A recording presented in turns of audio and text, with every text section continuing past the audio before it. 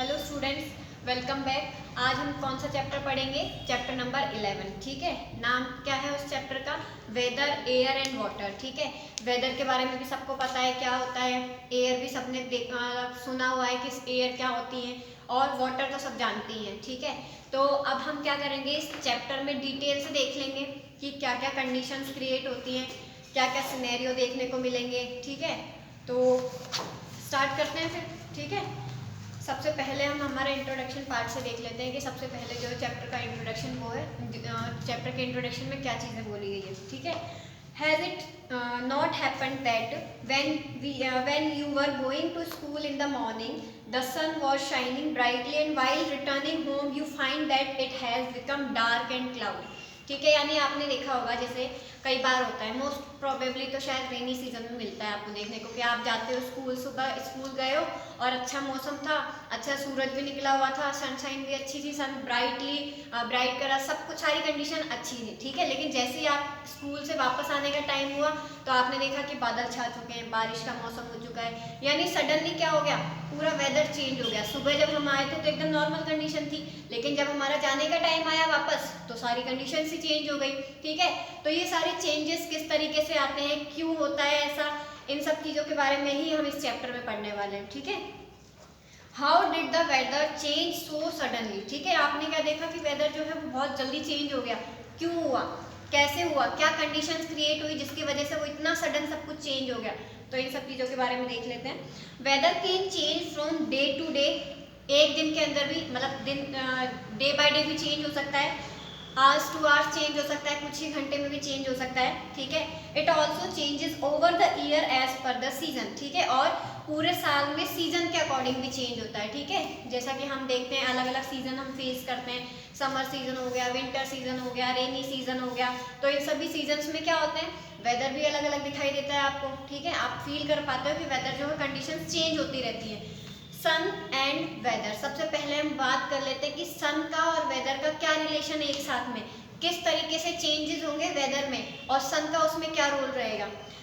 Every season has its on whether, यानी हर एक season का अपना एक वेदर होता है। ठीक है, जैसे समर में आपने देखा है अलग वेदर दिखाई दे, मतलब होगा, विंटर में अलग वेदर होगा, रेनी सीजन में आपको अलग वेदर होगा। ठीक है, तो ये सारी कंडीशन जो है वो किस तरीके से क्रिएट होती है।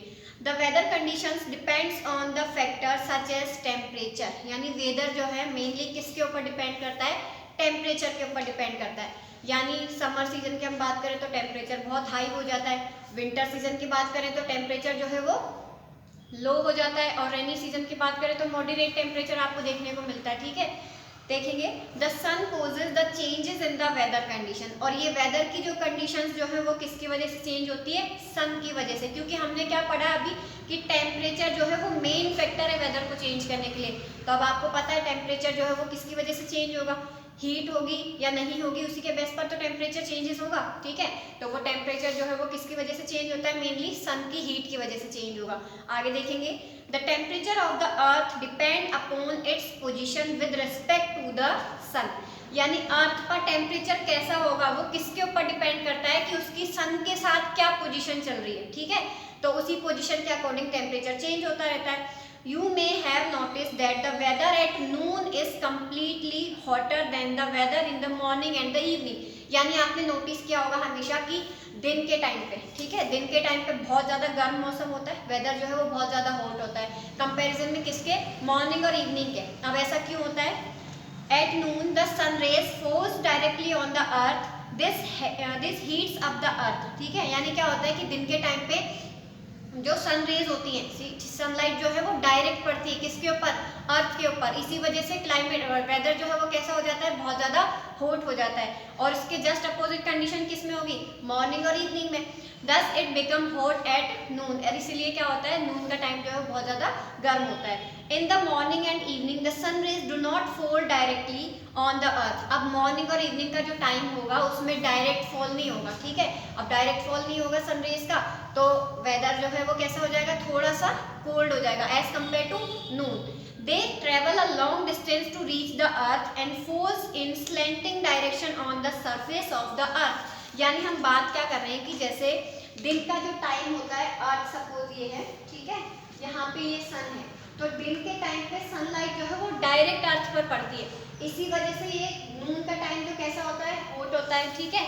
अब इसके जस्ट अपोजिट में क्या होगा, मॉर्निंग की और इवनिंग की हम बात करें तो स्लैंटिंग कंडीशन में सनरेज पड़ेगी, ठीक है, जिसकी वजह से इनको यानी सनलाइट को अर्थ तक पहुंचने के लिए एक लॉन्ग डिस्टेंस ट्रेवल करना पड़ता है, जिसकी वजह से ये जो मॉर्निंग का टाइम और इवनिंग का टाइम जो है वो एज कंपेयर टू नून के टाइम पे कैसा हो जाता है, कोल्ड हो जाता है, ठीक है। आ गई बात समझ में कि डायरेक्ट अगर सनरेज पड़ेगी तो कैसा होगा, बहुत ज़्यादा हॉट होगा, और अगर स्लैंटिंग कंडीशन में जैसे मॉर्निंग और इवनिंग की हम बात करें तो डिस्टेंस ज़्यादा ट्रेवल करना पड़ रहा है, इसकी वजह से मौसम कैसा हो जाएगा, ठंडा हो जाएगा, ठीक है। तो आपने खुद ने फील किया होगा, सुबह जब उठते हो तो थोड़ा ठंडा मौसम रहता है, सूरज जब ढलना चालू हो जाता है तो थोड़ा ठंडा मौसम हो जाता है, दिन में बहुत ज़्यादा गर्म मौसम रहता है, ठीक है। आगे देखेंगे,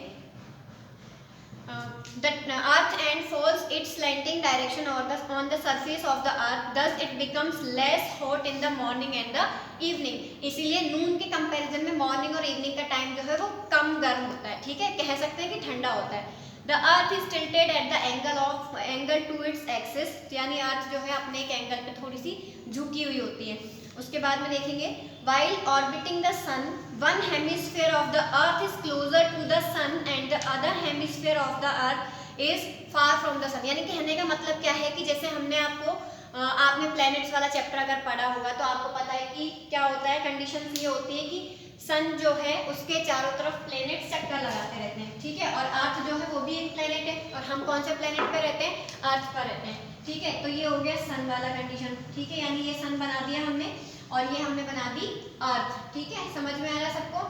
अब आप क्या देख पा रहे हैं कि एक जो अर्थ का फेस है वो डायरेक्ट सन के कांटेक्ट में है, ठीक है, यानी हम जब इसको हाफ हेमिस्फीयर में डिवाइड करेंगे तो इसका हाफ हेमिस्फीयर सन के डायरेक्ट कांटेक्ट में है, जबकि दूसरा हेमिस्फीयर जो है वो डायरेक्ट कांटेक्ट में नहीं है। अब इसका किस चीज पे इफेक्ट पड़ेगा, टेम्परेचर पे इफेक्ट पड़ेगा। किस तरीके से इफेक्ट पड़ेगा देखेंगे, The part of the earth that is closer and in front of the sun has summer season, यानी कहने का मतलब जो सन के डायरेक्ट कांटेक्ट में होगा, ठीक है, जो हेमिस्फीयर सन के डायरेक्ट कांटेक्ट में होगा वहां पे कौन सा सीजन होगा, समर सीजन होगा। ऑफ कोर्स ऑब्वियस सी बात है कि आपको पता है कि अगर कोई चीज गर्म चीज के ज्यादा पास में है, ठीक है, उसका कोई भी पार्ट उसके ज्यादा पास में है, जो चीज हॉट है तो ऑटोमेटिक वो चीज भी हॉट हो जानी है, ठीक है, यानी सन के जस्ट पास में अर्थ का जो फेस रहेगा वहां पर कौन सा सीजन होगा, समर सीजन होगा। उसके बाद में देखेंगे, during summer the days are longer and warmer, during winter the days are shorter and colder, यानी समर के टाइम में आपको पता है दिन कैसे होते हैं, लंबे होते हैं और गर्म होते हैं, ठीक है, गर्मी में बहुत ज्यादा गर्मी पड़ती है, दिन भी बहुत लंबे होते हैं, जबकि विंटर कंडीशन में क्या होता है, विंटर सीजन में जस्ट अपोजिट कंडीशन होती है, ठीक है, यानी डेज जो है वो छोटे होंगे और एज कंपेयर टू समर कैसे होंगे, कोल्डर होंगे। तो समझ में आ गया कि सन के डायरेक्ट कांटेक्ट में जो फेस रहेगा अर्थ का या जो हेमिस्फीयर रहेगा वहां पे समर सीजन होगा, उसके जस्ट अपोजिट वाले हेमिस्फीयर में विंटर सीजन होगा। तो ये सीजन समझ में आ गया आपको कि समर और विंटर सीजन किस तरीके से होंगे। The heat of the sun causes wind to blow from the one place to the another place, यानी हीट की वजह से ही हवाएं जो है वो एक जगह से दूसरी जगह पर बहती हैं, ठीक है। The wind blow from cold region to warm region on the earth, ठीक है, यानी हवाएं हमेशा ठंडे रीजन से गर्म रीजन की तरफ बहती है, कहाँ पे, अर्थ के ऊपर। The air present near the surface of the earth is heated by the sun and become lighter, यानी अब जो एयर इसके पास में होगी, अर्थ के पास में होगी, ठीक है, जैसे हमने यहाँ इसी से एक समझ लेते हैं कि अर्थ के जस्ट पास वाली जो एयर होगी, क्योंकि डायरेक्ट सन रेज पड़ रही है, गर्म हो रहा है ये वाला हेमिस्फीयर, तो अर्थ के जस्ट पास वाली जो एयर होगी वो कंपैरिजन में किसके, जो अर्थ से दूर एयर उसके कंपैरिजन में कैसी होगी, गर्म होगी, और गर्म एयर हमेशा कैसी होती है, लाइट होती है, ठीक है, यानी वेट उसका कैसा होता है, लाइट होता है। आगे देखेंगे, The air present near the surface of the earth heated by the sun and become lighter. This warm air rises up, और यही गर्म हवा जो है वो क्या होगी, ऊपर उठेगी, ठीक है। उसके बाद क्या कंडीशन होगी, The cool air from the colder region comes into the place of the warm air। अब क्या हो रहा है, जिससे जो कंडीशन क्रिएट हो रही है वो देखेंगे हम कि सपोज ये अर्थ है, ठीक है, अर्थ के जस्ट पास वाली जो ये एयर है वो कैसी हो जाएगी, गर्म हो जाएगी, ठीक है, हॉट हो जाएगी, और कैसी हो जाएगी, लाइट हो जाएगी। अब इसके जो दूर डिस्टेंस वाली जो एयर है वो कैसी होगी, कूल एयर होगी, ठीक है, और हैवी होगी, कह सकते हैं हम ये। अब इसके बाद में क्या होता है कि जो एयर लाइट है वो राइज अप हो गया, यानी ऊपर उठना चालू हो जाएगी। जैसे ये ऊपर उठना चालू होगी तो इसकी प्लेस जो है वो खाली हो चुकी है। अब इसकी प्लेस को फिल करने के लिए कूल एयर यहाँ पर आके इसका प्लेस ले लेगी। ठीक है, कहने का मतलब क्या हुआ कि गर्म हवा लाइट वेट होती है तो वो ऊपर उठ गई, उसकी जगह खाली हुई, और उसकी जगह खाली जो हुई है उस जगह को ऑक्यूपाई करने के लिए कूल एयर वहां पर आ गई। तो ये समझ में आ गया सारा सिस्टम। उसके बाद देखेंगे the cool air from the cooler region comes into to take the place of warm air. The sun rays falling on the surface of the water increase the rate of evaporation that leads to the formation of water vapor. यानी evaporation क्या होता है, जब भी आपने घर में देखा पानी को आप बॉईल करते हो, ठीक है, बॉईल करते हो तो आपने क्या देखा, स्टीम निकलती है। तो वो जो पानी को बॉईल करने के बाद जो स्टीम निकलने वाली कंडीशन जो होती है उसी को हम क्या बोलते हैं, इवोपरेशन बोलते हैं। अब क्या होगा, जैसे ये सपोज आपने देखा है यहाँ पे कोई एक सी है, ठीक है, यानी कोई भी एक वाटर बॉडी हो सकती है। यहाँ पे सन है, सन की हीट जो है वो यहाँ पर पड़ रही है, तो हीट पड़ने की वजह से पानी क्या हो जाता है, पानी में क्या होना चालू हो जाएगा, वाटर के अंदर इवोपरेशन होना चालू हो जाएगा, वाटर बॉईल होना चालू होगा, इवोपरेशन होगा, स्टीम बनेगी। ठीक है, तो ये कंडीशन क्रिएट हो जाएगी। उसके बाद में हम देखेंगे it leads water vapour, it leads to the formation of cloud. अब क्या होगा, वाटर वेपर बन गई, वाटर वेपर बनने के बाद कंडेंसेशन की प्रोसेस होती है। ठीक है, यानी ये जो वाटर वेपर बनी है ये ऊपर जाकर कूल एयर के कांटेक्ट में आएगी। ठीक है, कूल एयर के कांटेक्ट में आने की वजह से वापस वाटर ड्रॉपलेट्स में कन्वर्ट हो जाएगी, और यही सारी ड्रॉपलेट्स मिलकर वापस क्या बना लेंगी, क्लाउड्स का फॉर्मेशन कर लेंगी। तो समझ में आ गई ये बात क्या हो रही है। ठीक है, यानी पानी गर्म हुआ, वेपर बनी, वेपर बनने के बाद कंडेंसेशन प्रोसेस हुआ, कंडेंसेशन प्रोसेस होने के बाद में क्लाउड्स का फॉर्मेशन हो गया। That is why some days are cloudy and other are sunny। यानी इसी वजह से क्या होता है, कुछ दिन जो है वो तो कैसे होते हैं, बहुत ज़्यादा बादलों वाले होते हैं, क्लाउडी होते हैं, और कुछ डेज जो है वो कैसे होंगे, सनी डेज होंगे। आगे देखेंगे, यहाँ तक की सारी प्रोसीजर आपको समझ में आ गया, क्या था क्या नहीं था। ठीक है, अगर नहीं समझ में आया वापस वीडियो को देखेंगे, आपको अच्छे से समझ में आ जाएगा।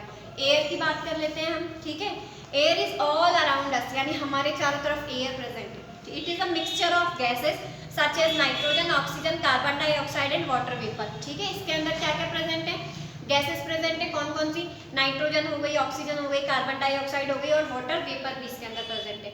Air also contain dust, smoke and germs. और एयर के अंदर और क्या क्या चीजें हो सकती है, डस्ट हो सकती है, स्मोक हो सकती है, और जर्म्स भी प्रेजेंट हो सकते हैं। ठीक है, तो आपको डायग्राम के थ्रू दिखाया गया है कि कितना पार्ट जो है वो कौन सी गैस का होता है। जैसे नाइट्रोजन की हम बात करें 78% होगी, ऑक्सीजन की बात करें 21% होगी, अदर गैसेस जो है वो 1% के अंदर आ जाएंगी, और बाकी जो भी सारी चीजें वो मिक्सअप मिलेगी। ठीक है, एयर के अंदर। उसके बाद हम बात करेंगे किसकी, ब्रीज की बात करेंगे कि ब्रीज जो है वो कैसी होती है, क्या होती है। अब हमने, अगर आपको ये वाला कॉन्सेप्ट अच्छे से समझ में आ गया, वो लाइट एयर और हॉट एयर वाला, तो अब आपको ब्रीज जो है वो आराम से समझ में आ जाएगी। तो हम स्विच करते हैं हमारे नेक्स्ट टॉपिक पे। Breeze, gentle and pleasant wind is called breeze. यानी जेंटल और प्लीजेंट विंड जो होगी उसी को हम क्या बोलते हैं, ब्रीज बोलते हैं। ब्रीज का मतलब आप एक तरीके से ठंडी और अच्छी हवा से ले सकते हैं। ठीक है, some coastal regions that are closer to larger water bodies such as sea and ocean observe a unique natural phenomena। यानी ऐसी मतलब जो बड़ी वाटर बॉडीज होती है, जैसे हम ओशन ले सकते हैं, सी ले सकते हैं, उनके जस्ट पास वाले जो कोस्टल रीजन होते हैं वहाँ पे एक अलग ही मौसम देखने को मिलता है। ठीक है, एक अलग ही फिनोमिना आपको फील करने को मिलेगा। तो आप देखोगे in these regions air blow in one direction during the day, यानी दिन के टाइम पे एक डायरेक्शन में बहेगी हवाएं, और रात के टाइम जस्ट अपोजिट डायरेक्शन में चली जाएगी। ठीक है, तो उसकी वजह से क्या होगा, in these regions air blow in one direction during the day and in opposite direction during the night, और नाइट के टाइम पे अपोजिट में जाएगी। These are actually two different types of breeze, sea breeze and land breeze. ठीक है, दो different type की bridge आपको पढ़नी है। कौन कौन सी पढ़नी है, सी ब्रीज पढ़नी है और लैंड ब्रीज पढ़नी है। This happens due to the difference in the rate of heating up and cooling down of land and water। यानी सी ब्रीज और लैंड ब्रीज जो है वो किसकी वजह से होंगी, कि किस तरीके से लैंड जो है वो गर्म हो रही है या ठंडी हो रही है, किस तरीके से वाटर बॉडीज का जो पानी है वो ठंडा हो रहा है कि गर्म हो रहा है। मेनली सी वाटर जो है उसके बारे में बात करेंगे। ठीक है, तो इस सिनेरियो के बेस पर आपको क्या देखने को मिलेगा, ब्रीज वाली कंडीशन देखने को मिलेगी। ठीक है, this results in the formation of C breeze and land bridge. और इन्हीं कंडीशन की वजह से क्या बनेगी, सी ब्रीज बनेगी और लैंड ब्रीज बनेगी। अब हम सी ब्रीज के बारे में बात कर लेते हैं पहले। डायग्राम से आपको अच्छे से समझ में आ जाएगा। पहले मैं आपको डायग्राम के थ्रू समझा देती हूँ, ठीक है। जैसा कि आप अपनी बुक में डायग्राम देख पा रहे हैं कि आपको सी बना के दिखाया गया है, उसके जस्ट पास में लैंड दिखाई गई है, ठीक है। यानी सी से जो है कूल एयर आ रही है और किसकी जगह ले रही है, लैंड के पास में जो हॉट एयर है उसकी जगह ले रही है, ठीक है। हम अपना डायग्राम बना के भी देखेंगे एक बार, पहले हम लैंग्वेज देख लेते हैं। ड्यूरिंग द डे यानी दिन के टाइम पे, the sun heat the surface of the land and water. अब सन है तो गर्मी होगी, हीट होगी, तो वो क्या करेगा, जो भी लैंड है उसको गर्म करेगा, ठीक है। वाटर जो है उसको गर्म कर देगा। The air above the land heat faster, यानी लैंड के पास वाली जो एयर होती है ना, जमीन के पास वाली एयर, वो सबसे ज्यादा जल्दी गर्म हो जाती है। Then the air above the sea, यानी सी के ऊपर जो एयर प्रेजेंट है उसके कंपैरिजन में जल्दी गर्म हो जाएगी। Therefore the air above the land is warmer, इसीलिए जो वार्म लैंड के पास वाली जो एयर होगी वो ज्यादा गर्म होगी। Since warm air is lighter than cool air, जैसा कि मैं आपको बता चुकी हूँ पहले ही कि वार्म एयर जो है वो लाइट होती है as compare to cool air. It rises up, तो ये क्या हो जाएगी, गर्म हवा जो है वो ऊपर उठना चालू हो जाएगी। The cool air above the sea blows toward the sun and takes its place. अब जो कूल एयर है कहाँ से आएगी, कूल एयर सी वाटर से आएगी, ठीक है। पानी जो है उसके ऊपर वाली जो एयर है वो कूल एयर है, तो वो कूल एयर कहाँ पर आ जाएगी, लैंड के जस्ट ऊपर वाली एयर की जगह पर आ जाएगी, क्योंकि लैंड के जस्ट ऊपर वाली एयर कैसी है, गर्म है, लाइट वेट है, तो वो वहां से अपना जगह छोड़कर कहाँ पर चली जाएगी, कूल एयर की जगह पर चली जाएगी। और कूल एयर आकर किसका प्लेस ऑक्यूपाई कर लेगी, वार्म एयर का प्लेस ऑक्यूपाई कर लेगी। तो आगे देखेंगे, thus cool air blow from the sea to the land. Cool air कहाँ से आ रही है, सी से आ रही है, कहाँ पर, लैंड पर। कौन से टाइम में, दिन के टाइम में, यानी दिन के टाइम का सिनेरियो एंड रात के टाइम का सिनेरियो जस्ट अपोजिट होगा, ठीक है। दिन में क्या होता है, जमीन जल्दी गर्म हो जाती है, उसके जस्ट पास वाली एयर जल्दी गर्म होगी।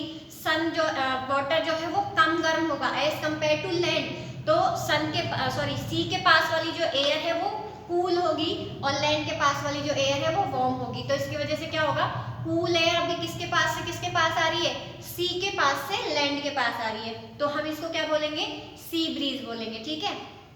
This is called sea breeze, it blows during the day. और ये सिनेरियो कब देखने को मिलेगा आपको, दिन के टाइम में। अब रात के टाइम में जस्ट अपोजिट कंडीशन हो जाएगी, यानी जमीन जो होती है ना, लैंड, वो सबसे ज्यादा जल्दी तो गर्म हो जाती है और बहुत ही जल्दी क्या हो जाएगी, फिर ठंडी भी हो जाएगी। अब रात का टाइम में सन तो जा चुका है तो हीट मिल नहीं रही है, यानी अब लैंड के पास वाली जो एयर है वो कैसी हो चुकी है, ठंडी हो चुकी है। और हम क्या बोल रहे हैं कि लैंड के पास वाली एयर जो है वो जल्दी ही तो ठंडी हो जाती है और जल्दी ही गर्म हो जाती है। तो अब यहाँ पे जो एयर है वो ठंडी हो चुकी है, लेकिन सी के पास वाली जो एयर है वो अभी भी गर्म है, क्योंकि उसको टाइम लगता है ठंडा होने में। अब क्या होगा, कूल एयर जो है वो लैंड के पास से कहाँ पर जाएगी, सी के पास जाएगी। कहने का मतलब जो है, अब कूल एयर फ्लो करेगी कहाँ पर, सी के पास में। तो अब कंडीशन देखते हैं, during the night the land cools faster than the sea, यानी नाइट के टाइम पे आपको पता है कि लैंड जो है वो जल्दी ठंडी हो जाएगी। The warm air above the sea rises up, ठीक है, सी के ऊपर से जो गर्म हवाएं वो ऊपर उठना चालू होंगी।